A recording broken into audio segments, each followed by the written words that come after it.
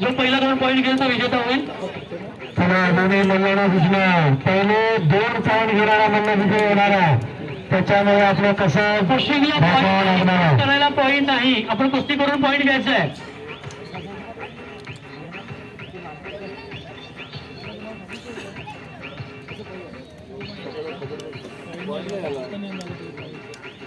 दोन्ही मल्ल अनुभवी आहेत. दोन्ही मल्ल नक्कीच आपण आपल्या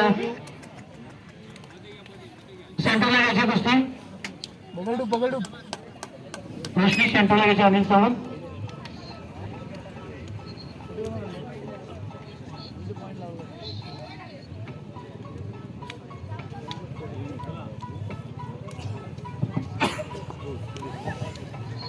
मल्ल 30 सेकंदामध्ये पहिले 2 पॉईंट घेणारा मल्ल विजय होणार आहे.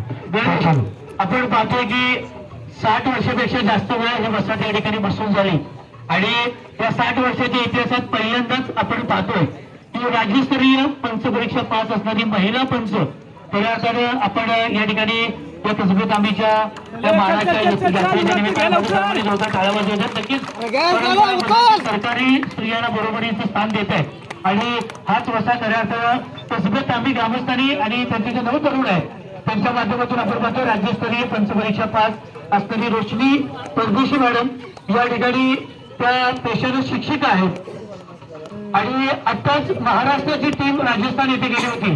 त्या दिल्ली या ठिकाणी गेली होती. त्या दिल्लीच्या टीमचे कोच म्हणून त्यांची शासनाच्या वतीने निवड झालेली अशा रोशनी परदेशी मॅडम. नक्कीच मॅडम तुमचं या ठिकाणी खूप खूप ग्रामस्थांच्या वतीने स्वागत. लगेच तयार आहे तर राम मध्ये सातारा आणि साजन पावसे रायगड.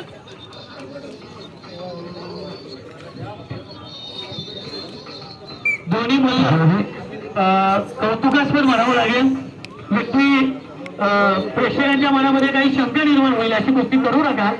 एवढ्या वेळात 2 पॉईंट होणं अपेक्षित होतं. अन्यथा फक्त श्रीफळ दिलं जाईल आणि ती बक्षिसाची रक्कम आहे तुमची.